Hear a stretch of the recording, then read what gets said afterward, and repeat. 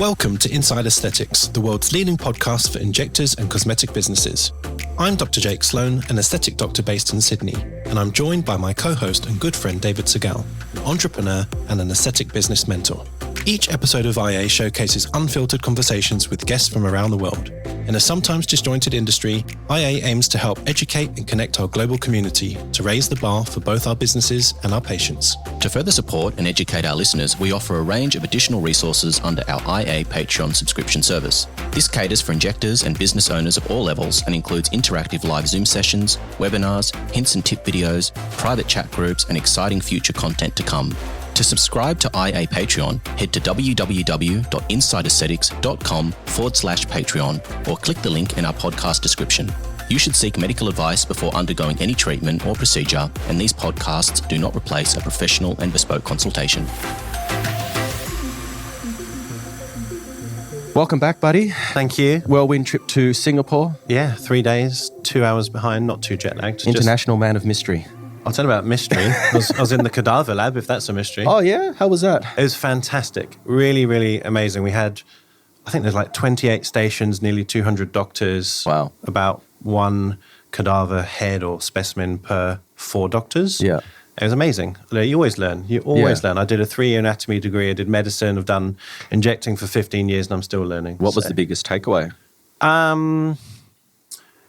Well, this is like really specific, but when you inject the piriform fossa, this area next to your nostril, people argue, and Jamie will ask you as well, our guest, do you use a needle or a cannula when you do that? I use a needle. I think that I like to feel like my bevel is right down deep on the periosteum. Yes. Look, maybe it's a psychological thing, but I definitely prefer needle. Okay. Your psychology was right, because I've always thought that, but then I've played around with cannula. And so what we did is on one of the cadavers, we had pre-filled filler with dye, and then we could obviously inject the cadaver and do both methods and then dissect and see where the filler went. Mm. And one of our very experienced colleagues, I won't mention her name, but she's very, very good, and she's defaulted to cannula for the last few years in the thought that it would be safer and potentially more accurate. But when we opened up the cadaver, the filler was nowhere near the nostril. In fact, it was nearer the artery than you'd want it. So anyway, so that was really interesting. That was just a random takeaway. But, just reminding yourself, you can't remember all this stuff. If you don't look in a face regularly, it's like any skill, you sort of lose it. Yeah. So, Excellent. And so you just arrived back yesterday, or was it the day before? Yesterday morning. Yesterday. How's your jet lag? It's all right. I'm a bit tired. I've got a bit of a stiff shoulder, but from trying to sleep in business, which is always difficult. Oh, you poor thing. Poor thing. Yeah. It wasn't. Wow. It always sounds so glamorous, but trust me, it's not. So we're back in the studio again. We're recording chapter 10 of the Business of Injecting. Chapter 10, that's Chapter crazy. 10, I know. And we kind of informally introduced you, Jamie. Now, pronunciation on your last name, is it Yerales? It's Yerales. Yerales. Yes. Is that Greek? Wow. Where's that from? It is Greek, There you go, winning today. I got that first go. That's there you impressive. go. Well done. Yeah, and so just to give people a bit of background, you and I have started working together on the business side of your clinic. You're doing really, really well. And some of the discussions that we've had, I think would be useful and beneficial for people that are listening to this that might be in similar positions to you or have aspirations to sort of create and grow successful businesses. So thank you very much for joining us and agreeing to let us grill you for an hour and a half on everything to do with your clinic. So Thanks for inviting me. Oh, it's our pleasure. So we're on chapter 10 of what we call the Business of Injecting episodes. This was David's brainchild. So these episodes, if you're new to the podcast, we sort of choose injectors of various experience and backgrounds and sort of delve into how they did it from the business perspective. Yeah. So I'm looking forward to this one because I didn't plan any of it. This was all done when I was away. Oh, I've done it all. What could possibly go wrong? I'm just going to sit back and enjoy the show. Yeah. So Jamie, tell us about your practice and your background. I've obviously had a quick read, but it's interesting. So tell us. So I guess for me, my pathway was probably a little bit different to the general nurse injector. I started as a dermal therapist. So that was 16 years ago. A bit of background story before that, I actually had no aspirations to work in skin or medicine or nursing at all. I actually studied social science and I hated it. Came back to my hometown and thought, I like, pretty things. I like beauty. I'm going to do that just as a temporary role. And I started doing that for a little while. And one of the clinics I was working at, there were nurse injectors there. And that's what gave me the idea that, hey, maybe I could be a nurse injector. The nurse injector was actually Nicole from Juve, but I'm obviously still with Juve. So that was a very long time ago. And progressively, I did my registered nursing degree, which I actually loved. By the time I got to the end of my degree, I wasn't actually sure if I wanted to do injecting at all anymore. I was still doing some skin stuff just on the side. I did my new grads. I worked in operating theatres. I thought I wanted to go down the theatre aspect. I did some critical care experience. And then one day I got a phone call, and it was from Melissa and Nicole. And they were like, and this is when this is 10 years ago. So this was when the injecting space for nurses was quite new. It wasn't as mainstream as it is now. And they were like, do you want to come in for a chat? We need nurses. And I wasn't really convinced at the time that I wanted to do it. But after speaking to them, they pitched a really good deal. They paid for all of my training. The training was very different back then. And I progressed and started working for them for, it would have been maybe 2 or 3 years whilst also still working at the hospital. So it was a bit of a side hustle for a little while. And then I guess progressively, long story short, it's quite a long story, I suppose. I worked for them as an employee, and we subcontracted out to other clinics. So that was in the days where we would turn up to, chain clinics. It was mostly the Ella Rouges back then, and we'd have our suitcase full of filler, and I had my little Botox cooler bag, and I'd have my heels on and be very sort of glamorous. And I'd come along to these other chain clinics and do their injectables. And then it got to a stage where things started to grow, I think, as an industry. And the chains that we worked with decided that they wanted to have their own in-house nurses. So essentially, I think that they saw it as a bit of a money grab. I don't think they maybe realize how much dedication goes into actually becoming a good injector. And so anywho, I was pushed out of there essentially. And that was when Melissa and Nicole actually tried to convince me to do it as a business. So at the time, I didn't really want to have a business. I wasn't really excited about that. It made me feel really nervous. I was very reluctant to start out in business, but they definitely were a great support network, and they really did nurse me along the pathway of how to do that. And I think I was, in our area, was probably one of the first nurses to actually become a nurse injector with their own business. So it was daunting, but also looking back, what a blessing. It's worked in my favor now all of these years later. That's fantastic. Just a reference for those people who may be listening thinking, what the hell is Juve? We actually had Melissa and Nicole on episode 204. Yeah.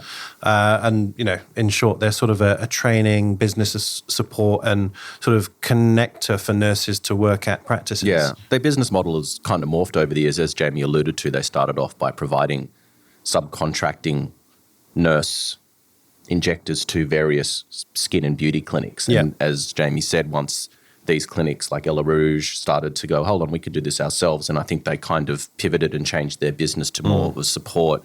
I think they do this, obviously still do the scripting side of things and providing training. So it's interesting how even their business has sort of pivoted to sort of move with the industry and how things have changed. Yeah. It's probably worth maybe talking about where you're working and the location. I've never been to Central Coast. I was just saying to David, I should visit one day, but that will give some context to what you're doing, what your setup's like and what your market's like. Yeah. You'll have to come and visit us one day. Absolutely. Well, Jake was just saying he hasn't been up to the Central Coast before. No. So we'll do a road trip. Well, yeah, absolutely. We'll have a birthday party and invite you guys. Sure. Where I am now, we've progressed where I was originally working when I decided to go in and open things as my own business. I eventually opened a clinic in Tuggerah, which was maybe half an hour away from where I am now in Terrigal. It was going really well. It was a bit of an, older sort of space that I didn't always love. It really got very busy very quickly for me, gratefully so. And so I started to generally expand. Back then, we practiced under the brand name Jamie Injects. And that was really just because that was just a catchy Instagram name I had, but that was what everybody knew me as. So while I was in Tuggerah, I eventually expanded. I brought on another nurse and a therapist. But where I am now is we've rebranded to the Cosmetic Couture, and that's where we are here in Terrigal. And for anyone that's just wondering, Terrigal is about an hour and a half north of Sydney. So it's just up the coast. So just to orientate listeners. And we call that the Central Coast. Central Coast, yeah. Yeah. Sorry. Yeah. So Terrigal's beautiful. You guys should all come and visit us. It's a lovely beachside suburb. So I'm practicing there now, but we decided to rebrand. It was maybe 2 years ago in the middle of a lockdown. Great time to rebrand. Yeah. It was just, whilst we were, 2020 was obviously a really stressful year for, I think, a lot of us.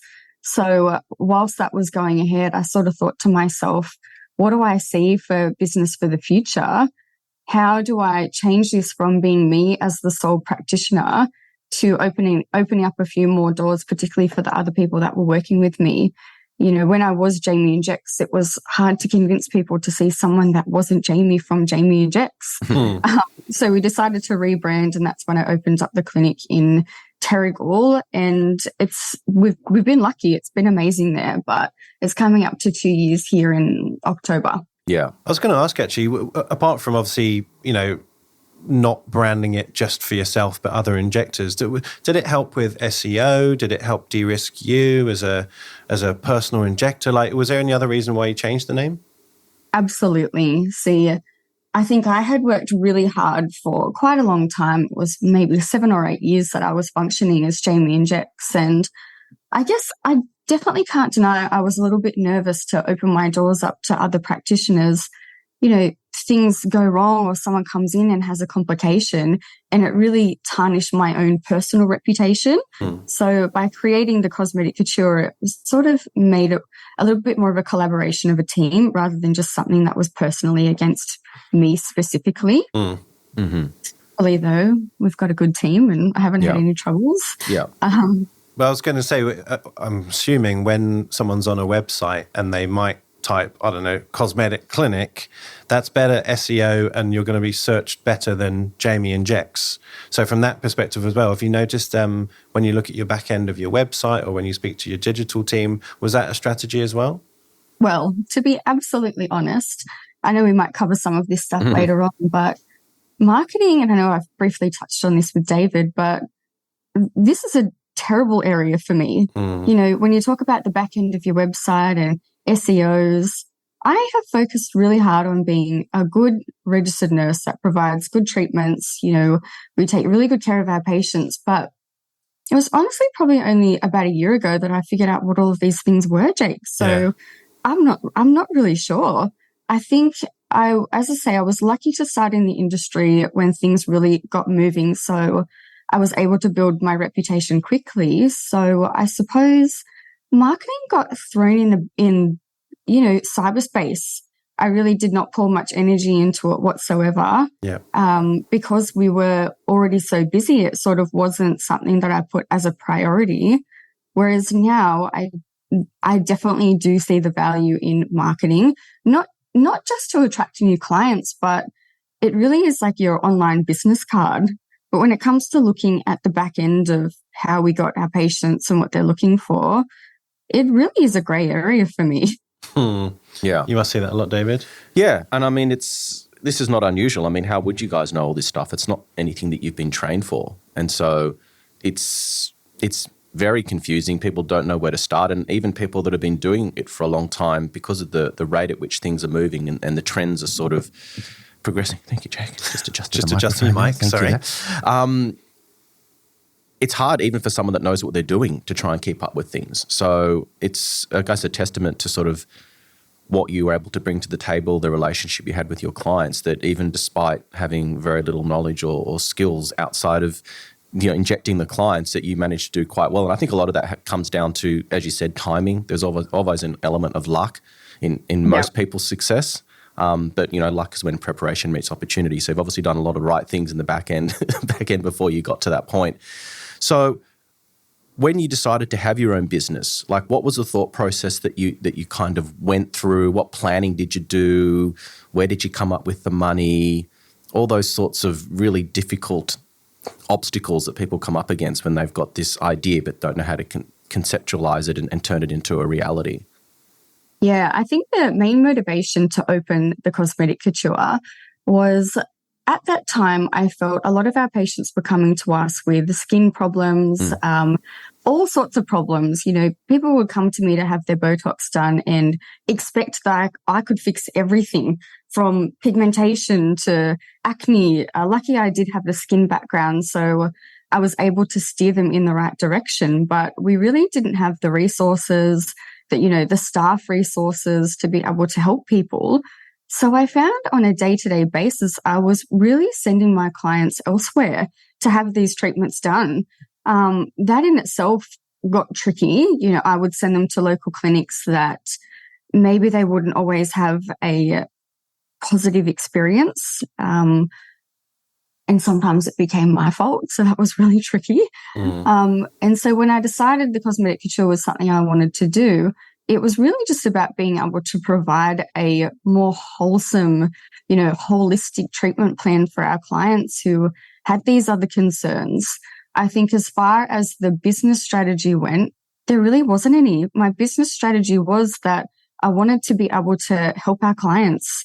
I was listening to what their concerns were. I knew I was able to help them. And I wanted to try to be a good source, reliable, knowledgeable, with good devices that, someone that our patients could count on.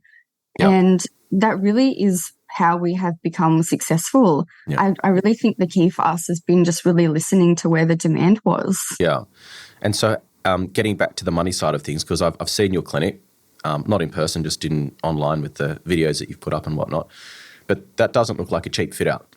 That looks like it was quite pricey. So how did you sort of budget for that? Like, where did that come from? Because a lot of people have amazing ideas and dreams, but they just don't have the resources to sort of make them happen. So where did that come from? Well, a little bit of a back end story. Obviously, we had our 2020 lockdown, and this is where I came up with all these ideas, because all I, like most of us, all we had time for was to think. Yep. So I came up with these ideas. We went back to work. And then I thought, right, I'm going to do it. So I started mapping out where I was going to move the clinic to, the type of brand that I wanted to be. I knew that I wanted us to be more of a luxury feel. I knew I wanted to have devices. And then, of course, you need to make sure that you have the financial means to put all of this stuff together. So a lot of the money I actually borrowed back off my mortgage, my home mortgage, which was kind of terrifying at the time. But when it actually got even more terrifying was when I'd found this really old beaten up shop. It was terrible. It didn't even have a functioning roof. It was just horrible. You wouldn't recognize it if you saw what it was when I first took it over. So I found this space and I thought, okay, I can transform this, no problem. I bought my first device, which was around about 160,000. Jeez. Signed all the papers, got the money ready to go, and then we went into another lockdown. Yeah, right. That was kind of terrifying. So I'm sitting there knowing that I've just got myself into maybe probably about $300,000 worth of additional debt. Yep. And not knowing when we would be going back to work. So it was terrifying. I think that the only reason they actually gave me the money is because I had a background in injecting and they'd seen my figures prior. Whereas looking back, I don't know if they would have given me that money today. Yeah. Wow. So the whole fit out, so to start from a broken down shop that was leaking, dilapidated and needed a complete redo, to having this beautiful functioning clinic with your first device, all of your cupboard stocked, your computers, everything cost you, what, 300,000 or 400,000? More than that, I would say. Yeah. Realistically, the 300,000 was maybe the device and probably not even the whole fit out. Right. So by the time you stock your cupboards, you're looking at more like around 500,000-600,000. You know, wow. We had other little devices as well. You know, you add in the things that you don't think of, like shop signage, you know, landing a new website. That was when I actually started to put a bit of effort into marketing. It's a huge outlay and it's actually terrifying. Yeah. I mean, that's what does that work out? Maybe Jake can do some math in terms of what does that translate to in American and UK dollars, because we've got a lot of listeners overseas. I'm gonna teach you a word today, Jamie, that I think describes you very well. It's a Yiddish word, and it's called chutzpah. I'm hoping it's something good here. Yeah, it's called chutzpah. Anyone that's sort of Jewish or chutzpah. And so basically it means nerve or audacity. Big balls. Big balls. And so I think to do what you've done in a lockdown, to take money off your mortgage, so the home where you live, on a new business venture with very little business background during a lockdown is that's the best word I could use to describe it. And I guess, do you think there was a level of sort of, and I don't mean this in a disparaging way, but like a level of incompetence to a certain point that you didn't know what you didn't know, and almost that was or saving grace, because if you were sort of acutely aware of the sort of risk you were taking, maybe you wouldn't have done what you've done? Most definitely. Looking back, I barely knew what I was getting myself into when I decided to open the Cosmetic Couture. Yeah. You know, the other risk factor, thank you for the compliments, by the way. I'm glad you feel I've got big balls. But, probably the other risk factor there that I haven't mentioned was, as much as I did work mobile, so when I was first, working for Juve, going here, there and everywhere to different chain clinics, I sort of was going anywhere from round the corner for maybe a few hours a week to other clinics that would maybe be an hour and a half away from me. So I really wasn't like I had a huge reputation just in our local community.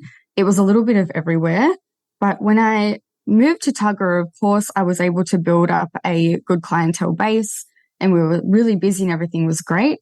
But moving to Terrigal, that was still risky, because Terrigal, for anyone who knows the geographical location, is at least 30 minutes away from Tuggerah. So I knew there was a chance there that not everyone would follow me. It's actually really interesting when you look at where your patients come from, and I'm sure that you're the same, Jake. I'm sure this happens to a lot of injectors, but some of your clients will say traveling an extra 30 minutes is just ridiculous. Yeah. They're not going to come an extra 30 minutes. They're too busy, whatever. And I respect that. That's understandable. And then in the next breath, I have people that come interstate to come and visit me, which is just mind-blowing. So I think no matter where you are, of course, you will attract clients, but I definitely know that some of the clients that I was seeing in Tuggerah probably didn't come over. I mean, there are clinics on absolutely every corner here on the Central Coast and growing all the time. So that was risky. But I think if I'm honest, the reason why I was comfortable with my decision to do this was because I'd grown a client base before. I started from scratch. And as woo-woo as it is, I honestly think the key is you just have to really care about your clients. You really do. I think besides all the SEOs, is that what it is? The SEOs and the, KPIs and business stuff. I think the essential essence of creating a successful cosmetic business is your relationships with your patients and the trust that you can create amongst them. I think it's about how you make people feel. And I think that is something that I know that I do well. I mean, I know that business is a bit of a sketchy area for me, but I know that when patients come to see me, they feel confident in what we're trying to achieve together. 100%. Well, if anyone's listening, we have circled back to that point time and time again. You're right, Jamie. It is your X factor. It is your passion. It's your willingness to go the extra mile. But not chasing every single patient who doesn't fully align with that. So sure, if a patient thinks half an hour is too far, then maybe they're not going to be a long-term patient. That's just life. Well, they're seeing you as a commodity, and either that's you've failed in your job to build that value and that connection, or they're just not the right person for you. Yeah. Agreed. Yeah. By the way, going back to those figures, Yes. so that was about 308,000 UK pounds or 385,000 US dollars. So not insignificant. That's a few bickies. Yeah. I got a question. We actually had Brittany Crosdale on. She's a nurse practitioner from the States. And for our patrons, you're one of our new patrons, so you can check this video, Jamie. She did a video of a walkthrough of her new clinic. And that clinic it's another level. It's like 2 floors. It's like multi-room. There's theatres in there, and it's insane. Oh, wow. But one of the takeaways that she gave for us was it might seem expensive to invest, and you've done the same, and maybe it felt expensive at the time, but she said it will be more expensive and more difficult to try and refurb what you originally did without the clear vision, or having to reinvest in something that you didn't quite do how you wanted to do it. So do you agree that even though it was expensive at the time, you now have a clinic that you're proud of and you're not having to change, or, I mean, maybe you'd expand, that's a different question, but do you think that's good advice? I couldn't agree more. I think that it's also nice just to work in a place that you love. Yeah. I mean, I wish my house looked like my clinic. It kind of has this New York City apartment vibes. It's really it kind of looks like a bit of a dollhouse. Yeah. It's really beautiful, and I think it's really welcoming. And it is something that when I decided to move the clinic, I was confident when people would come and see me at the new clinic, they could see why I did it. Not like, this is weird. She sort of moved up the road for same. So I think it also says a lot about your brand and who you are as well. I do think that your clinic does reflect who you are and what you're about. We don't have any debatable, I'm sure, but we don't have any ugly pamphlets or big ugly sharp bins or cleaning stuff in the clinic.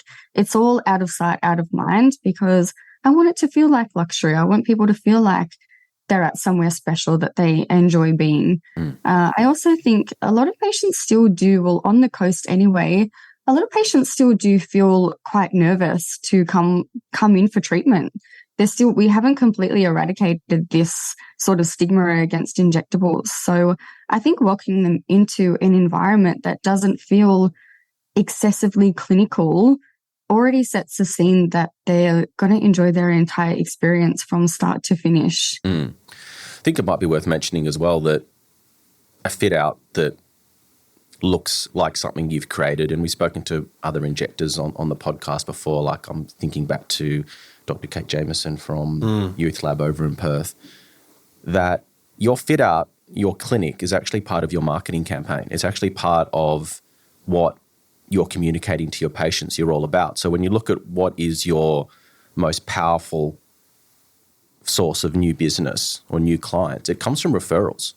And so the more that people love coming and seeing you, the more they love being in your space, the more patients you're going to get who are similar to the patients that you already have. So I would see the fit out as actually not just the bricks and mortar and a functional space. It actually forms a really large, powerful part of your marketing campaign as well. Yeah. Can you tell us how the process works of designing a clinic? Did you work with an architect, an interior designer? How long does that take? What's the most expensive part, apart from obviously, the building and the supplies?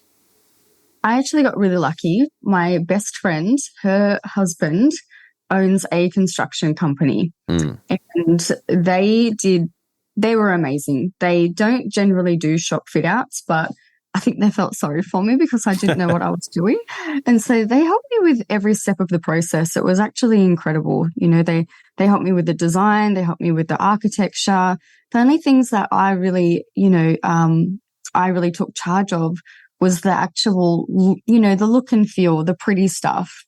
And everything else was great. I mean, I don't know exactly where the biggest expenses were. I think actually in the joinery, we only have 3 clinic rooms. It's only a small space, but the joinery from memory was really expensive because you're essentially creating, 3 kitchens. So that was a costly factor, and as I say, like, we are a small clinic, but it's amazing how functional you can create a small clinic if you have a strategic plan. Yeah, and it's designed by a woman. Well, I see a lot of clinics that are designed by men, and it's generally not good from a functional perspective. There's never enough storage. The cupboards are too high. There's just no sort of thought around where you're going to put everything and how you're going to easily access it, and ergonomics and all those kinds of things. Yeah, it's a good point. How did you plan that? I guess it depends on how you work as an injector, your patient flow, how much stock you like to keep. So give us some insight into that. Yeah, so it was really important for me that and I suppose it's just from working in other clinics, I picked up on things that I did like and I didn't like. So it worked out to be quite a blessing in the end. But I guess what I knew I really wanted to make sure of was that the reception desk is nowhere near people are sitting in the wait room. I think there's nothing more awkward for both the client and the injector and the receptionist when the client's leaving, they're paying their money, they've spent, $4,000 on, or, a high amount on whatever that they're purchasing for the day. And then with someone sitting behind them, the receptionist says, "Oh, that'll be $4,000. And you always see the person behind them go, "Oh my God." Yeah. It's embarrassing for everyone. It's an awkward, strange situation. So I really wanted to make sure that the waiting area was well and truly away from where the money side of things were. Also in the treatment room, I have this funny little thing that I think is a real game changer for me. And I literally never consult my patients with them laying on the bed. I hate it. I think as soon as a patient lays on the bed, the relationship changes. I feel if you really want to give a thorough consultation, which is your make or break, your consultations are really they're your opportunity to make sure that a patient feels heard and that they're able to trust you. So I have patients sit on a chair. They come into our clinic, they sit in a chair. I have these really tricky, cleverly designed pull-out desks that come out from the vanity. So a patient sits down and I sit at the desk as well with them. And before we go injecting anything, we come up with a strategic plan together. And then by the time the patient sits on the bed, we've already done our consultation, we've done our photos, we've done our prescriptions, and it just feels a little bit more like a genuine service rather than jumping on the bed. So I knew it was important for me when designing the clinic that we had those little things put in place where people could actually sit down for a no-risk conversation. Yeah.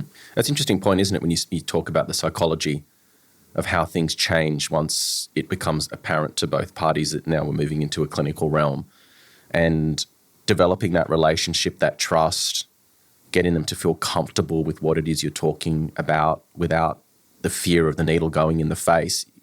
I think once people feel the clinical side of things is sort of activated, the capacity to sort of communicate and build that rapport potentially could be somewhat compromised. So I think it's interesting we talk about that psychology because, people like us, even though I'm not an injector, this stuff's very normal. I mean, I've had treatments galore. I've had clinics. You haven't, have you?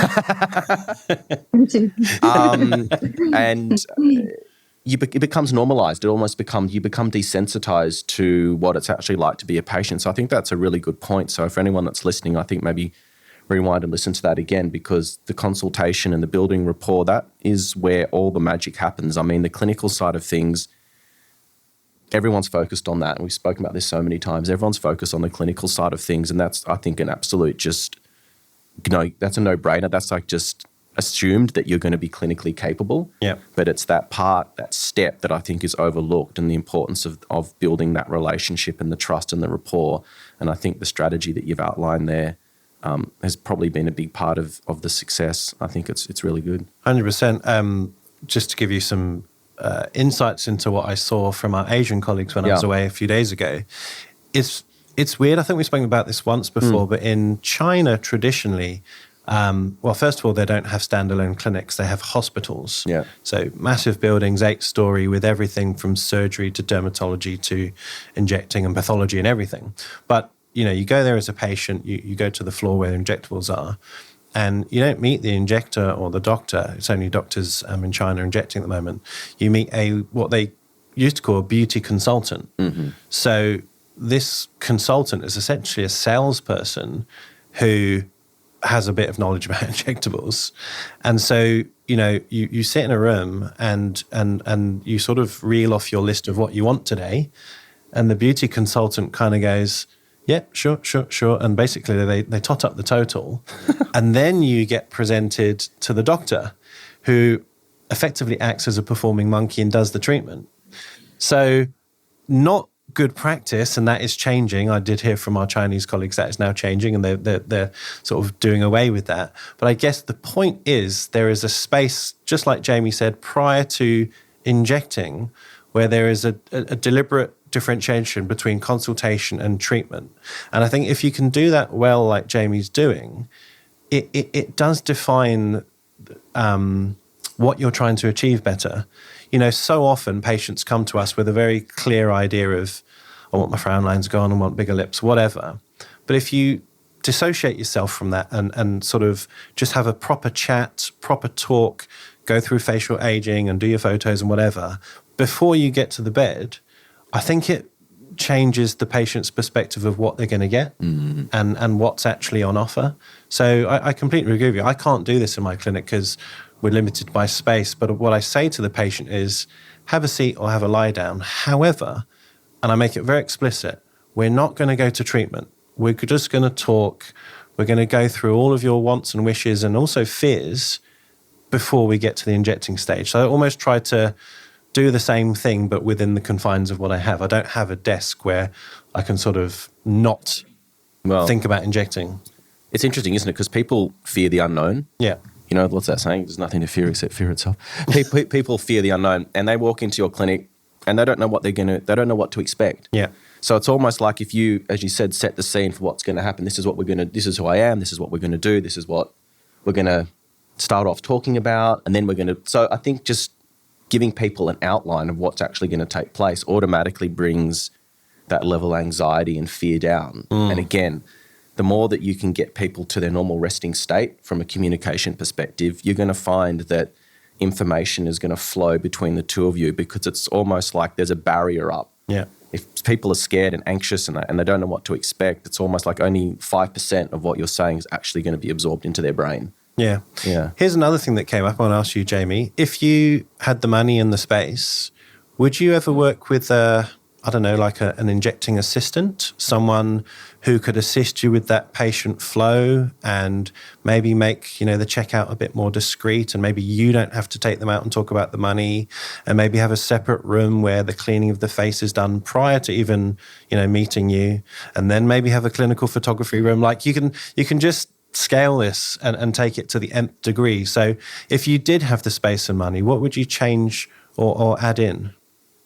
Yeah, I would absolutely love to have an assistant, even from what injector wouldn't, right? Like, obviously, when we go to conferences and we watch these fabulous assistants on stage passing needles and cannulas, it looks incredible. Occasionally, when I have had an assistant helping me, oh my gosh, the treatment's done so quickly and efficiently. Yeah. There's less risk of infection or cross-contamination. So I would love to have someone helping me in that respect. The only thing that I don't know if I would change is sometimes I feel creating a relationship with your patient, it happens from start to finish of their entire experience. So I think if you're limiting too much of the time itself that you're spending with your patient, it is harder to create those relationships. Even if you had someone that was fantastic, cleaning them, taking their photos, doing all the things that don't necessarily need to be us, I think that you can sometimes miss out on some of that energy exchange. And I think that is where you do start to build the trust within your clients. So I don't know if I would replace everything, but I would like to have an assistant. For us, a lot of the time we do have someone who will take the patient's money and rebook the patients, and that's really great. But in terms of the clinical stuff, sometimes I think I do like to be a little bit more hands-on with that. What would you do? Would you have an assistant? I have to say I agree with you. And also I've got a control problem where if those photos aren't perfect, then they're useless, and actually they can affect, problems down the line. If there's a complaint or whatever, I need that photo to be bang on. But yeah, I've toyed around with maybe employing someone just for a week, just to, so it's not, there's no commitment either way. I can sort of, change assistant if it's not working out, but also they don't feel like they're in the wrong place if they're not getting anything out of it. I've had people shadow me just for the day, and that's quite nice to have 2 injectors in the room where if a patient's a bit nervous or they need, just a hand holding or just something, it adds to the patient experience. But for me, it does confuse things because then my ergonomics are different and there's someone in the way, and some things that I want to do, someone's suddenly helping me, and it just throws you balance until you're used to getting that help. But yeah, I think longer term, it would be a great strategy. Yeah. So devices, this is, I guess, the primary reason that you reached out to me. I think initially was some advice on devices, and we've sort of now gone in a completely different direction. We'll get to devices, but I think there were some steps we needed to take before we get there. But you said you started off with a $160,000 device. And this is a question that comes up a lot in our WhatsApp chat groups, and now you're part of that, you'll see these sort of questions flow through. Maybe you can share some of your experiences and wisdom while you're there when you get time. But the device question seems to come up time and time again. So people feel like they need to offer more than just injectables. They're expensive. Clunky, ugly. Yeah, sometimes there's consumables involved. You don't know which one to get. The salespeople are really good at telling you their device is great and everyone else's is not, and this is how much money you're going to make, and all this amazing forecasting that they kind of do for you. So share some of your wisdom with us in terms of how you selected the device. Was it the right decision in retrospect, and how did you make sure that it wasn't just becoming an expensive paperweight that was collecting dust? And I think maybe your skin background played a big part in that, but just educate us a bit on that if you wouldn't mind. Yeah, so the first big device I bought was the Venus Versa, which is from the Venus Concepts range. And you're right, having a skin background, it definitely did work in my favor. I really wanted to find a device that was super easy to function, because I knew it wasn't me that was going to be functioning it. So just like Jake, I'm a bit of a control freak. I want to make sure what's going on behind those 4 walls is safe and everyone's taken care of. So I want a device that was as minimally risky as possible. And the Venus really did fit into that category. It is a multimodality device, so it does ablative resurfacing. It does IPL for redness and for pigmentation, skin tightening. So it does cellulite reduction. It is a good device, absolutely. But to be absolutely honest, I know Dave and I, we've chatted about this, but it can be hard to really pick up what makes you money. By the time you actually pay these expensive devices off, and I have some other ones as well, you pay your staff to use them, you pay them bonuses or rewards for doing a good job. It adds extra GST. Some of them have consumables. It's actually hard to figure out how much money these devices really do make you, if at all. But I think sometimes it is the difference of a patient coming to your clinic and not coming to your clinic having these devices that you offer. I know it's worked vice versa for our patients. Some patients weren't necessarily injectable clients at all. They've just come to us to have some kind of skin treatment done. And eventually they turn into injectable patients. Yeah. But also vice versa, patients of mine that really had taken terrible care of their skin. The Central Coast is home of sun lovers and sun-damaged skins. So they might be coming to me to have their injectables for years and years, but do absolutely nothing to their skin. So having the devices meant that we were able to keep them within our 4 walls and try to take care of their skin, which, of course, selfishly, it made my work also look better. Botox and fillers looks better if you have a beautiful, refined skin. It was a bit of a no-brainer. Then we progressively introduced some body devices. So I have the True Sculpt from Cutera. Great device. It's been incredibly popular for us. But again, It does have consumables. It wasn't cheap. Every time a patient comes in to have the treatment done, we have additional expenses on top of that. So it is a little bit of a minefield figuring out what devices you should be buying. And I think that all I could really go off was just the clinical papers presented to me by, of course, the people selling the devices. Yeah. So they were always very fabulous and very convincing. But it's really tricky to decide on the right device to buy. And then once you have the device, it doesn't end there. You need to get it serviced. We actually just had something break on one of the devices last week, and that device is out of warranty. So now we have to pay for that. It is a bit of an ongoing cost. Yeah. I was going to ask a question. Obviously, skin makes sense. You're looking after the face, and I completely agree that if the canvas isn't right, the injectables never sing. But what about body? Because that's a tricky one sometimes for injectors to add into their clinic. So, I know it's an aesthetic device, but did you find that you had demand from your patients, or what made you go down that route? And how have you made it successful? Because many clinics don't.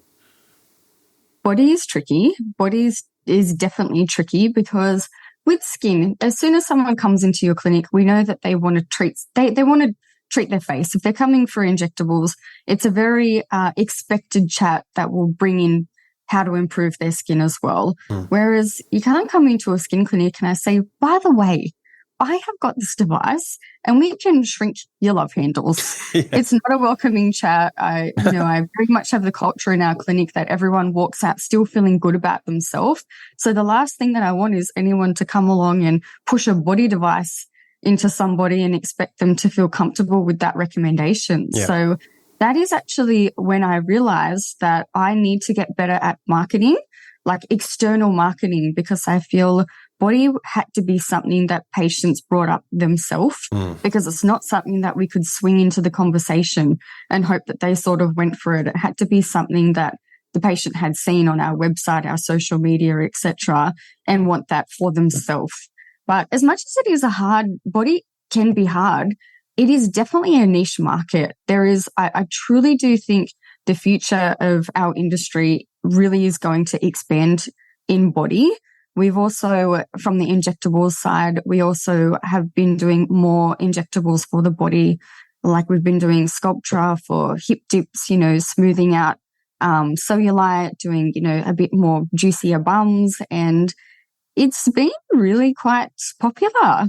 We're also about to do a little bit more training in Radius. You probably are a bit more aware of this as well, that, Radius is incredible for skin laxity, really good for, little saggy parts on people's arms or knees or crepey hands, etc. So I feel body for us is extremely popular, but just a tricky one to work into the conversation. I feel it has to come from the patient. Yeah. Just want to just circle back for one sec, Jamie, when you were talking about understanding the true cost of a device, and just wanted to sort of highlight something that I think everyone should be doing is making sure that you really understand what the true cost is, as you said. So making sure that your accounting software is set up correctly so that when you're recording income, it's not just money from inject or skin or product. You can actually see which potential devices, which of the different revenue streams of your business are actually making money, that when costs come in for consumables or service contracts, even the way a device may affect your insurance policy, all those kinds of things. Some devices need like 3-phase power. They're going to use a lot more, like a lot of the laser hair removal devices, like the Alexandrites, for example, like the Candela range. They'll use a 3-phase power supply and use a lot more energy.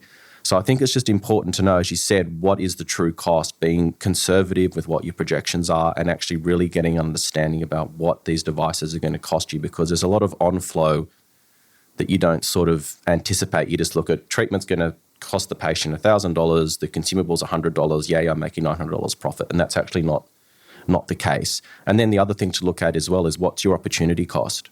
And what I mean by that is if you've got a room and a staff member tied up doing treatments, what are you potentially foregoing by having that in there? Would you be better off having another injectable room in there? How much income are you going to be able to derive from that? And then, as you said, what are the other kind of intangible sort of wildcard factors that come into play as well? So having skin treatments, are they going to bring in a different sort of clientele that you wouldn't have access to before that then you can convert over to injectables? So it's just a lot more than how much is the treatment going to cost and what's the sort of the gross profit. There are a lot of other factors to consider, and it's worthwhile. Every person's situation is going to be different. So it's not me telling you don't buy a device. I think devices are great, but it's just about doing that due diligence process thoroughly and taking into account all the other factors. Sorry, I just wanted to get that. No, really good points, David. You seem to imply that you bought the machine outright, but did you do that or did you finance it? Because that's another question that a lot of clinics will have to square. I mean, I guess if you've got the capital, why buy it? Because then you're not paying interest. Mm-hmm. But if you don't, like most people, then it can get expensive. So what are your comments on that, Jamie?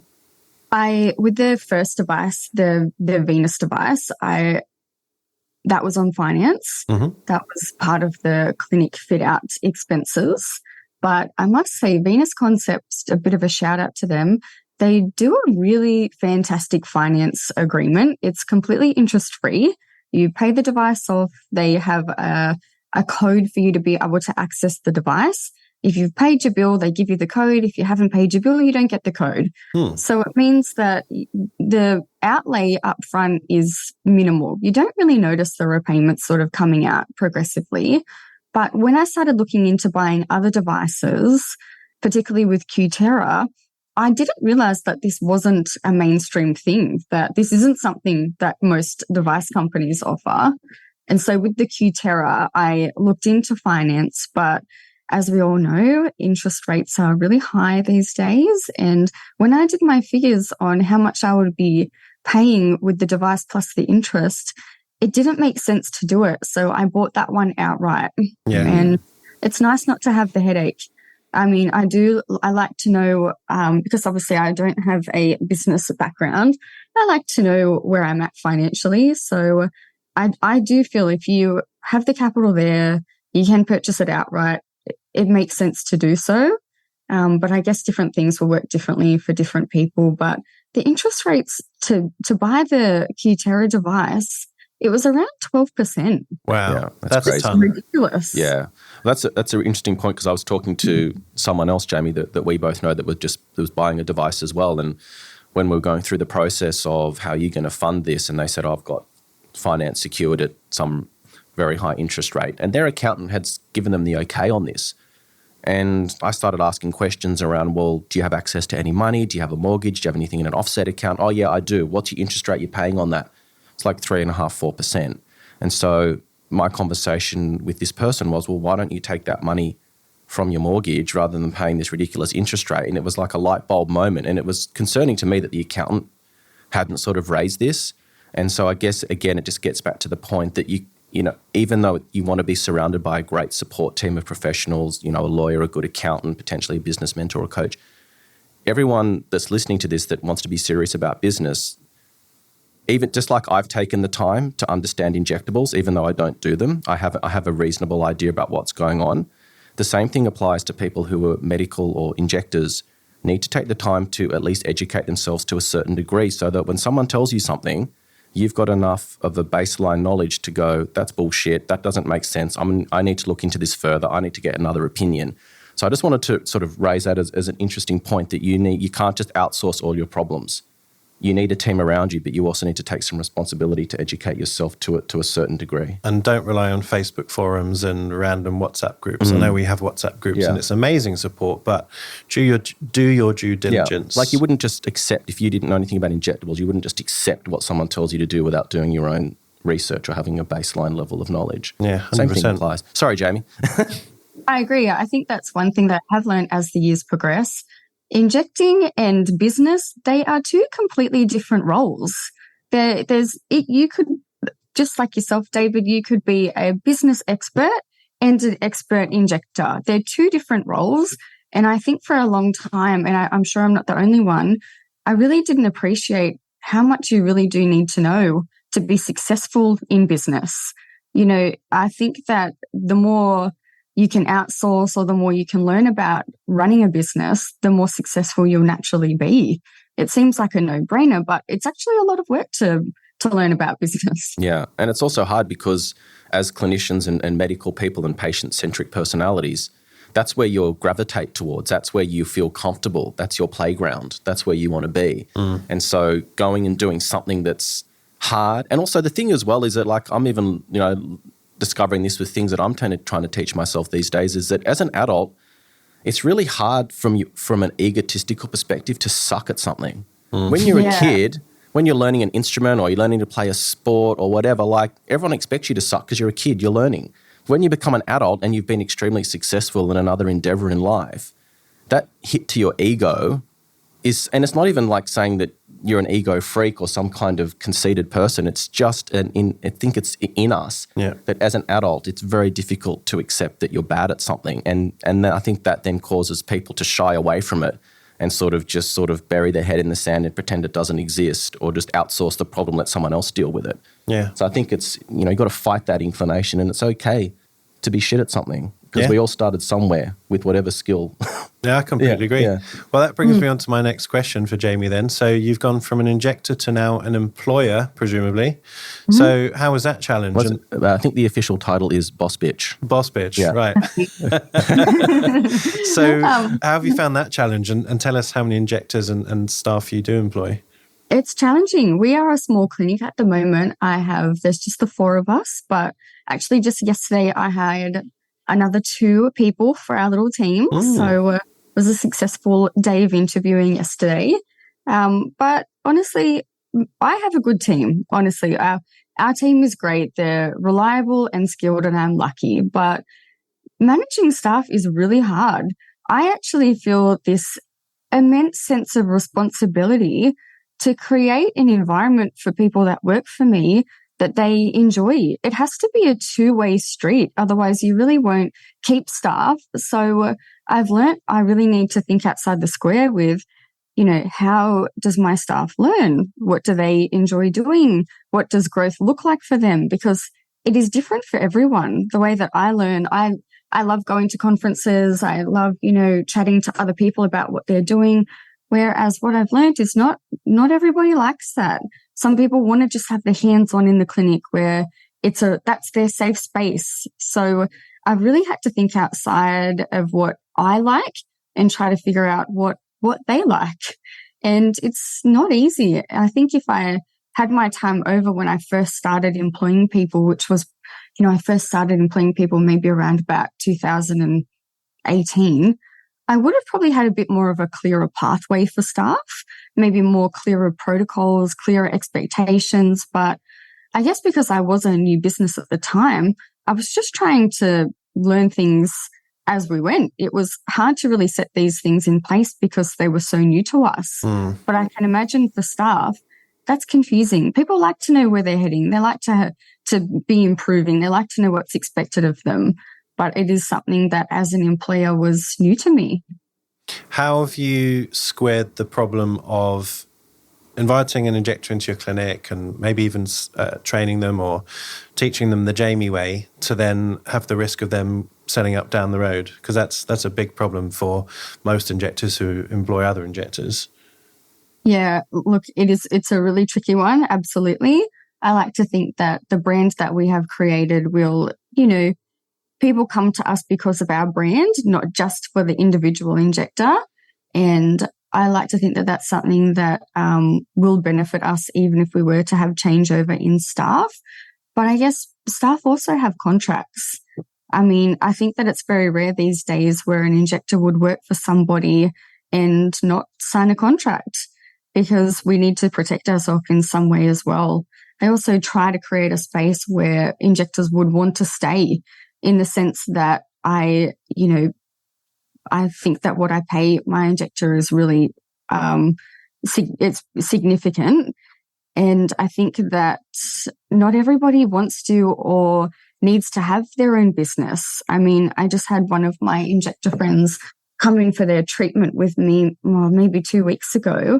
And essentially she's what you would call a competitor. But we obviously don't see ourselves as competitors. And she actually said to me, if you have a position that comes up, please let me know. I know sort of roughly what you would pay. And business is really hard. It's all those things that not everybody wants to do. So I think that not every business isn't necessarily for everyone.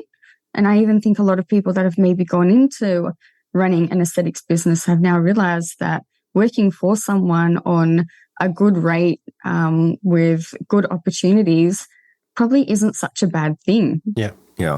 I think a lot of these sort of conversations can help you if they're had upfront and with transparency at the beginning. So one of the things that I used to do when I was employing injectors or staff was to find out what their goals and dreams and aspirations were and try and create a relationship where they felt they could come and talk to me about anything to do with their career, potentially even stuff that's outside of work that might affect their performance in the clinic, and understanding what drives different people. Different people, as you said, are going to have different career aspirations. Someone's very happy to come in and have a safe and secure environment to work in where they don't have to worry about anything else other than just taking care of their patients. Other people, as you said, have dreams and goals to want to go off and do their own thing. And I think that, even conversations that I had with Jake when he worked in my clinic was that, hey, look, I know that this might not be somewhere where you're going to be forever.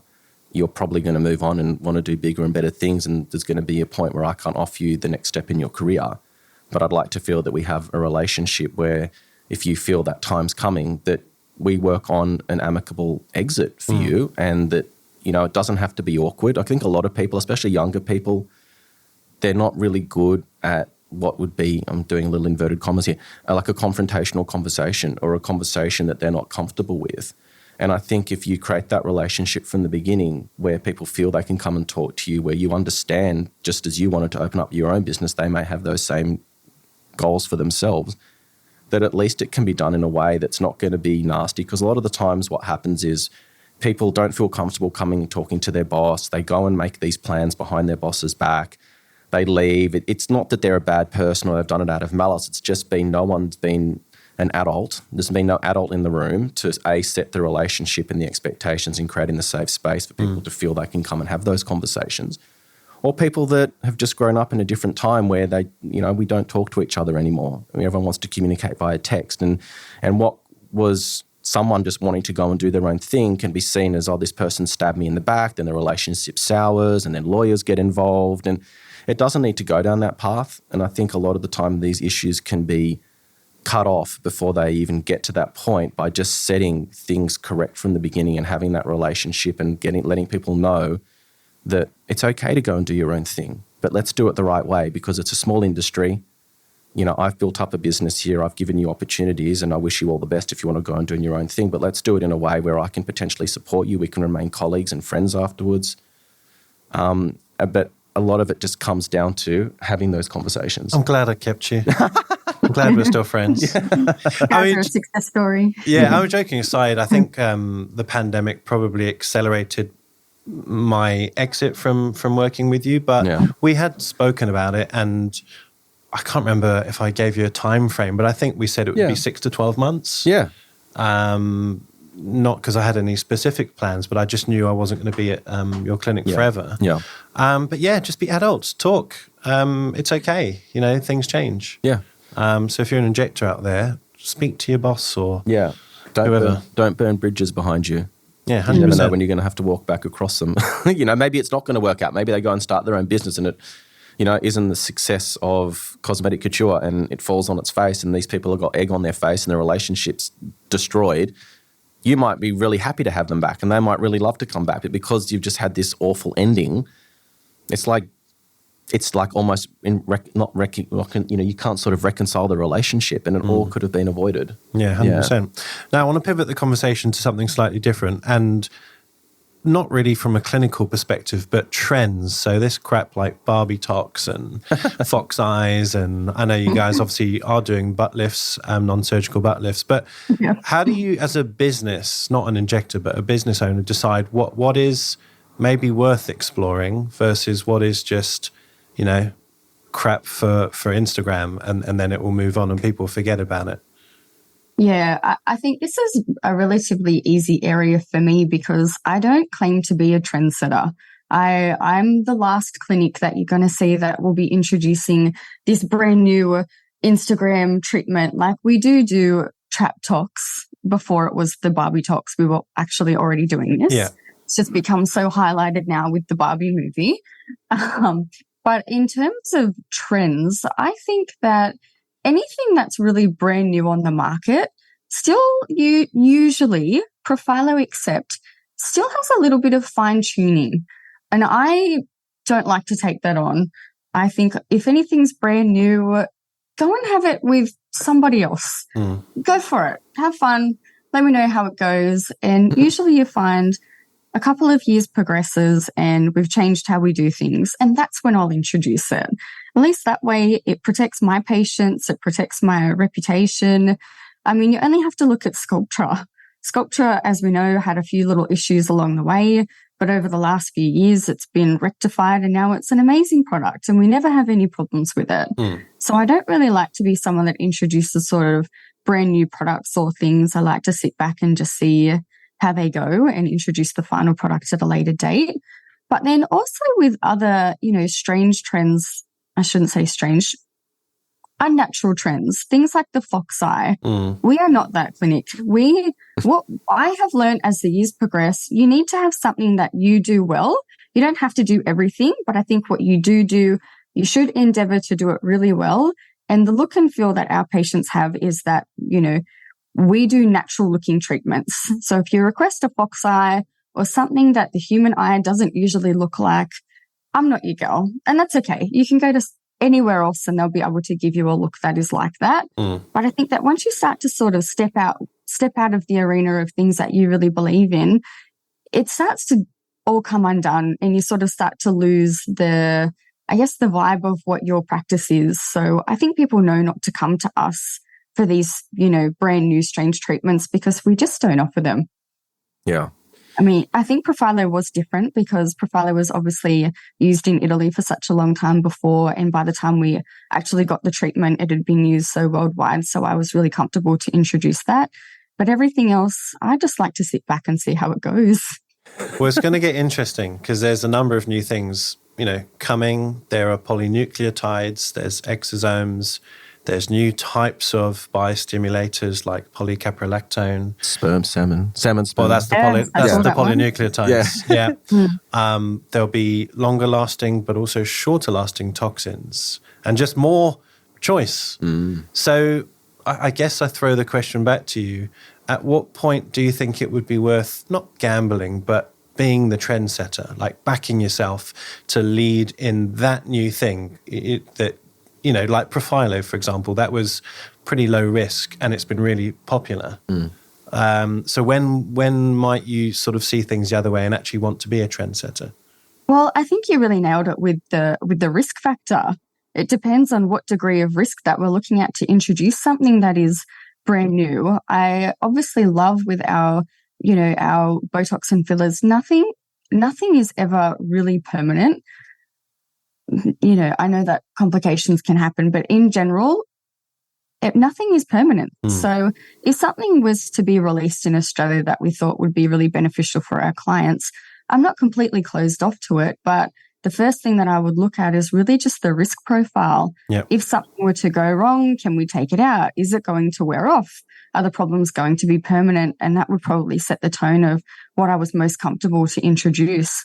I think it's more just about protecting your patients. Yeah.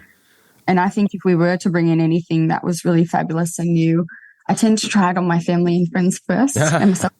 I like to try everything first before we sort of release them to other people. Yeah, and I think a lot of the devil's in the detail, right? So, I mean, I think if you're going to introduce a new product or a device or something that's trailblazing concept is to let people know that's what it is. Let people know this is a new treatment. I haven't seen enough data to know whether it's going to be everything it says it's going to be, but if you're willing to give it a go and you understand this is new, you might have a subset of patients that just love all the new stuff and they're happy to take the risk. Yeah. And so I don't think it's as black and white as I'm not going to do this. I mean, obviously, if that's just your business stance and that's the way you feel, then you should be true to yourself. But I think just in terms of taking that kind of mindset approach for the sake of it, I think there are some areas of grey where you can set the right expectation. As I said, you might have that subset of patients that just go, hey, if you've got some new stuff, I'm your person. I'm happy to sort of try it and see what you think. And I think there's some ways to get around it. Yeah, I 100% agree. I mentioned a couple of products there because I will be using or trialing them soon. And I've obviously identified patients who I think might be good candidates, and I've had that frank, open chat. Yeah. It's new for me. I don't even have the product yet. But when it does come, these are the things that I'd like to try to improve the results we've already got for you. Obviously, I'm not going to say this is experimental, but there will be a learning curve. Yeah. And so are you up for that? Do you trust me enough to allow me to try that? And, you've got patients you've had for years who will buy into that. And of course, you're not going to do that on a new patient who you don't have that rapport with. So I think it can be done. Yeah. And there's also some benefit to being the first. Yeah. At some degree. So, I mean, it's sort of like that cost, that risk-benefit analysis. Do you take the risk with the chance of some things not going according to plan, but the upside being that you get known as the person that was the early adopter, you're the expert, you're the one that's got all the notoriety because you were happy to take that risk. So different horses for different courses. Yeah. I wanted to ask you first and let me know. I try everything first, yeah. Fair enough, Mr. Collagen. You haven't had your butt done yet, have you? No, I squat. You squat, yeah. Okay, fair enough. But what about that saggy cellulite skin on top? I don't have any of that, buddy. Okay, fair enough. Now, pivoting again, I wanted to ask you something that always comes up, and especially for new injectors maybe listening. How did you decide on your pricing when you started up? Obviously, you'd worked at other clinics before, so you had a ballpark figure of, what was, I guess, the currency of toxin and filler, but tell us your insights.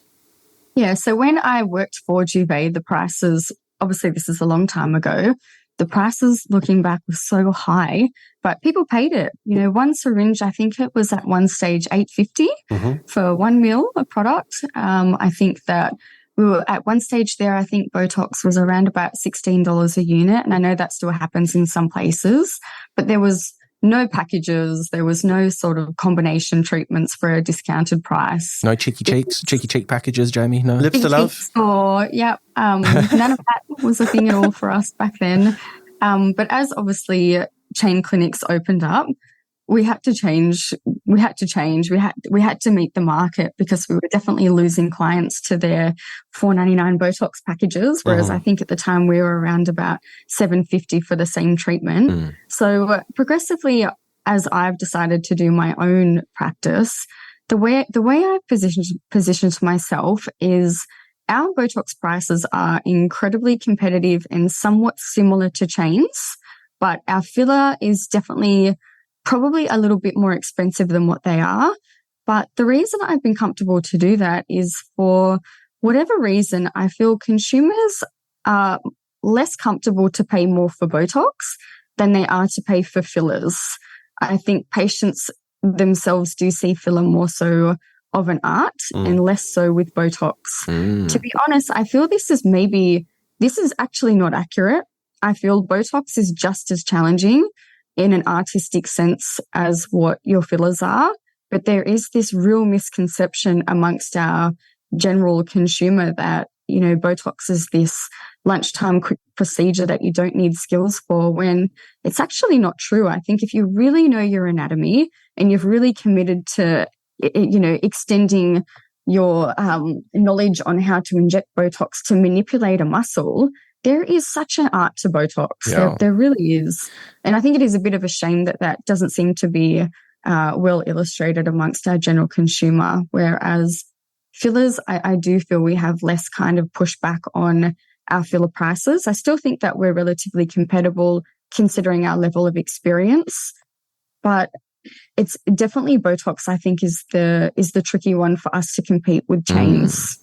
I've got some thoughts on that. Yeah, no, I completely agree. And I think it's our own fault as injectors or clinics and maybe the chains are part of this. It's seen as a 15-minute treatment that you just pop in and it's a lunchtime thing and it's quick and easy. And, some of that is true once you've established a good plan and you understand your patient. But that initial consultation and understanding, what you can actually do with toxin, both upper and lower face, off-label, I think it's misunderstood and probably not very well developed for its potential. And, patients will tell you very clearly they think it's easy, but once they get a bad result, that's when they realize how it's not easy. And we see bad results all the time. Yeah. Spock eyebrows and asymmetry and dropped, lower lips and all the rest of it.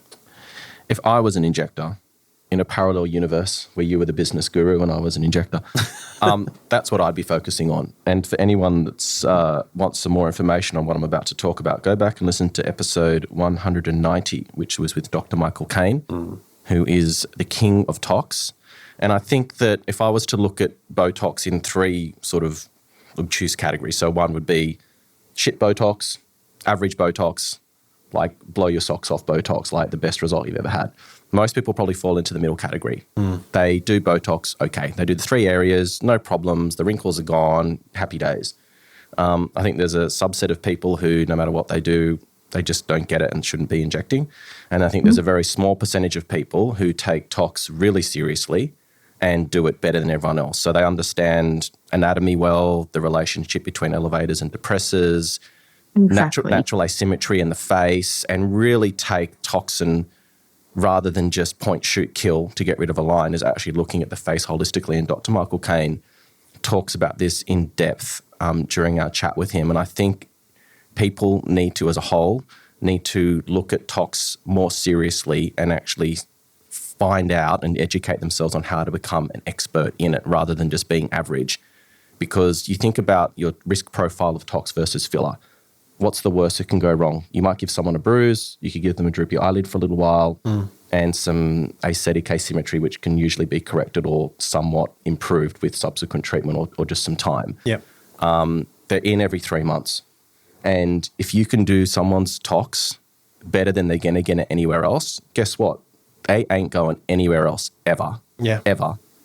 And your risk profile decreases and you can actually start charging more and you start to move. You know why I charge more? Because I'm the best. Yeah. And I give you a result that no one else can give you. So go and get your $10 per unit treatment at one of the chain clinics and I'll see you in 6 months when you decided that they can't do what I can do. Yeah, no, totally agree. What do you think, Jamie? I agree. And I've actually had patients with that exact scenario where they might have been seeing me for a little while, paying a little bit more for their Botox than what they could get it for down the road.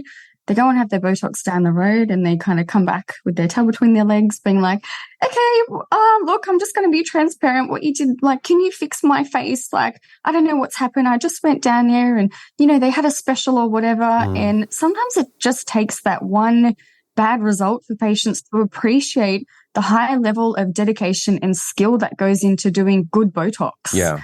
And I have some patients that I do their Botox every 3 months, and they were some of my first patients that I treated within my first year of injecting. I think for me, when I first started injecting, I was a really terrified injector. I quit 3 times in my first year. I was terrified.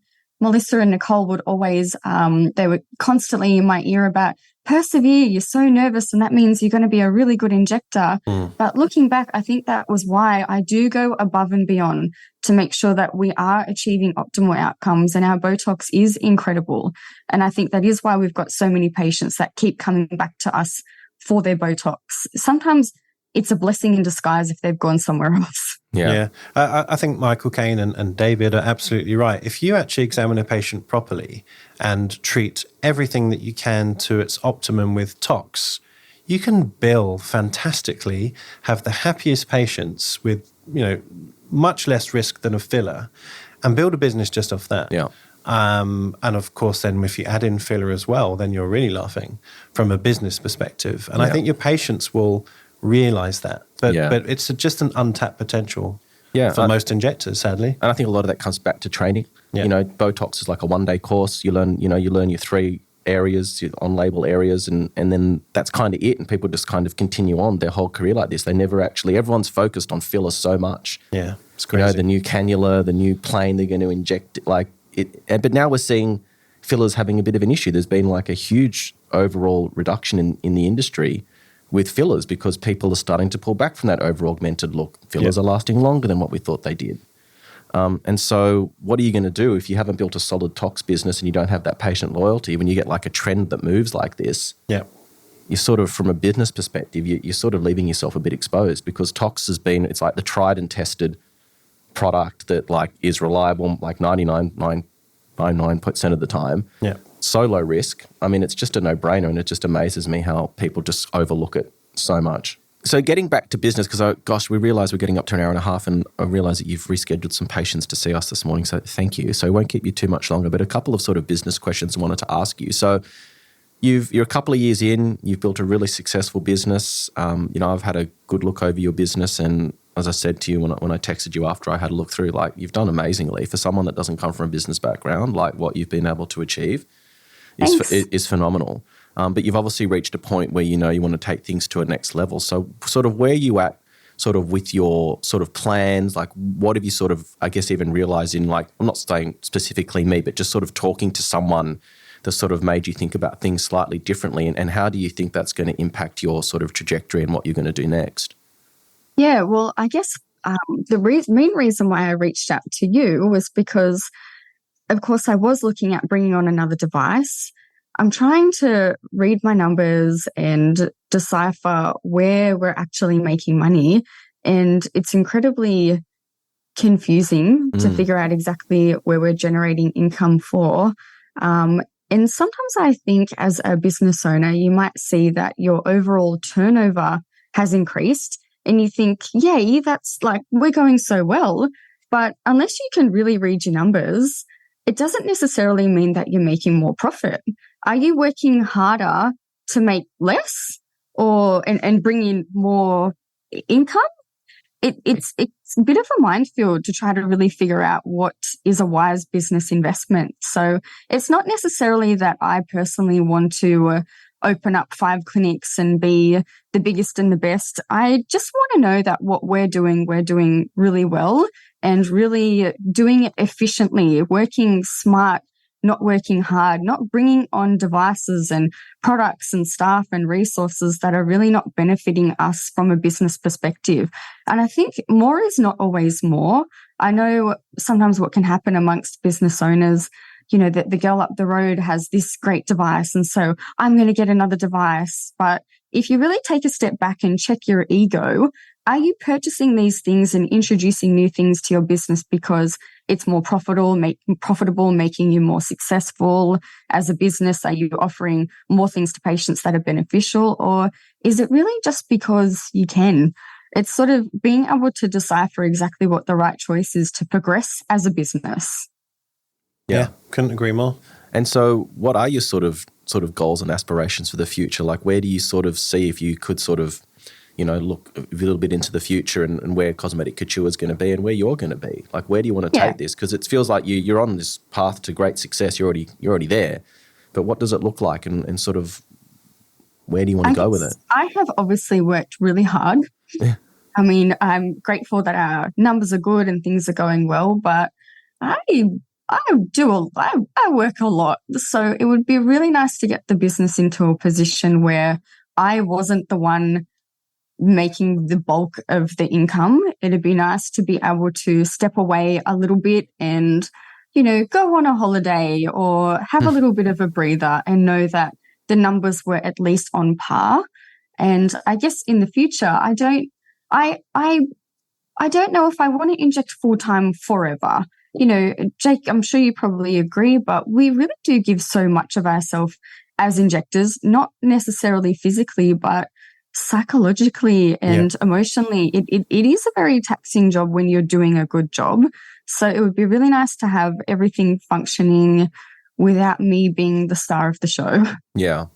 Yeah. And I think as you sort of move forward and progress and look to grow the business and look at bringing on other people to reduce your workload, I think it's a good opportunity then to start looking at the business holistically. So yes, your numbers, how you're reporting them, how you're utilizing your CRM system, how you're sort of growing and developing all the people that are on your team. Are they the right people? Having a look at their contracts, making sure everything's kosher there. Are they up to date with like latest regulations and acts that are sort of changing all the time, policies and procedures around stock control, all these kinds of things. It's a good opportunity once you get to this point, even though it should be done at the beginning, when you start to look at diminishing your role within the clinic and relying on other people.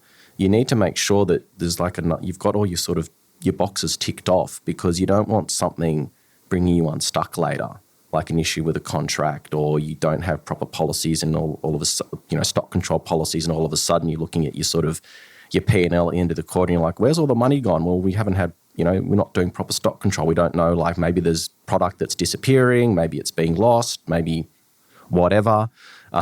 Who knows where it's going? Maybe it's ending up in someone's handbag. So, I mean, there's all these sorts of things that crop up, and it's like trying to herd cats. There's all of these different things going on at the same time. And as the more, what do they say? More money, more problems. And so I just think, you're at a great point now where I think that you've built something so fantastic, but like taking it to the next level and educating yourself on how to create a business that's going to go beyond just what you're able to offer, and stepping back as an injector and allowing yourself to put energy into looking at the business, because it's really hard to sort of be in that room, as you said, giving so much of yourself every day, all that mental energy, and then to sort of change gears and looking at things holistically from a business perspective is very difficult. Yeah. What would you do if you could step back one day a week and not inject? I mean, obviously, running your business will hopefully take care of itself once all those things are in place. But what would you like to do? I mean, do you have kids? Do you want to travel? Do you want to teach? What? Want to start a podcast? Yeah. Everyone else is. Yeah, that's true. I don't want to start a podcast. You guys are doing a great job of that.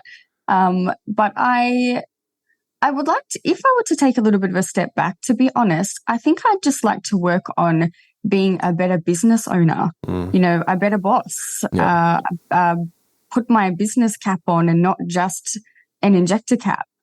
The other thing that I have dabbled in recently was doing a little bit of education amongst injectors, and I was pretty nervous to do that because I sometimes I get maybe like a little bit of imposter syndrome. I think, am I really in a position to really start training people? But I suppose I have been doing this for a while now.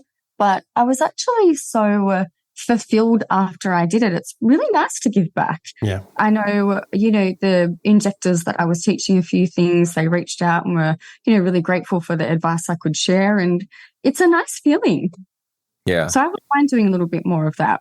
Yeah. And I think it pushes your own limits of what you think and, revisiting your anatomy, like I was saying, and just makes you think about, what am I actually doing every day? Why am I doing it this way? And maybe I need to change the product or whatever it may be. Yeah. And maybe just like a final thought from yourself for everyone that's listening out there that's been inspired by your story, which I'm sure there's many. What advice would you give to people that are considering starting their own business? I mean, if you could give advice to Jamie 3 or 4 years ago, what would that be? Well, definitely to do a little bit more business research and learn a little bit more about business in general. But probably one of the big things was get an online booking system. Yeah. The amount of time it has saved us. We've only had online bookings now for almost 2 years, and I do not know how we survived without it. Everyone needs an online booking system, but also to have your things a little bit more itemized so you can see exactly what's beneficial and what's not. And also, I guess, just to, if I were to speak to myself 4 years ago, maybe just to back yourself a little bit. I think you have to be a little bit courageous and believe in yourself and know that you have a point of difference. I think that with just that alone will cause you to be successful. Yeah. 100%. Well, it's been a great chat. Yeah. Really did enjoy that. It's nice to get to know you better. I'm just going to quickly plug our Patreon because you're probably our newest member. Just recently, we've added some anatomy content, complications content. I'm going to start some ultrasound content, regenerative aesthetics content, as well as all the other stuff that we were already doing. So hopefully you explore that, Jamie, and you can tell all your friends and injectors about it. Yeah. And if you're interested to become part of our community, just go to the link in our Instagram bio. Just go to IA Patreon, or if you prefer using Google, not Google. So Google. up to about 250 people now, roughly? Yeah, 250. Yeah. And so I'll just give the link. It's worldwideweb.insideaesthetics.com/Patreon, or just click the link in our podcast description. Yeah, and we're lucky enough to have injectors like Jamie that's just joined us, and thought leaders and KOLs from all over the world, as well as people that are brand new. So we just, as well as all the content that we're putting out to help you with your business and your injecting, just having those WhatsApp groups where people can come and contribute and ask questions and get support from a really positive worldwide community, I think has been really valuable, and looking forward to seeing you share some of your knowledge and thoughts, because there were some questions going around the other day around, I feel guilty sort of charging people the prices that I do, and people can't afford things. And so we kind of touch on that a little bit, but be interesting to get some of your insights as well, Jamie. So welcome to the family, and thank you so much for your time and rescheduling patience for us this morning, and for dressing so fabulously. And wishing you all the best for the rest of your day and your journey, and looking forward to seeing continued success for you. Absolutely. Thanks. And Thanks again for having me on. I can't wait to explore the Patreon. Yeah, we'll have to plan our trip to the Central Coast to come and see you. Absolutely. Thank you, Jamie. Take care. Thank you. Thanks again. Bye. For our latest news, follow us on Instagram at Inside Aesthetics Podcast. If you want to get in touch with myself or David, follow us on Instagram as well at Dr. Jake Sloan and David_Inside Aesthetics. Join our IA Patreon platform for invaluable business and injectable education. Get access to our global community of like-minded professionals, live and interactive Zoom sessions, hints and tip videos, webinars, and more. Head over to www.insideaesthetics.com/Patreon for more information.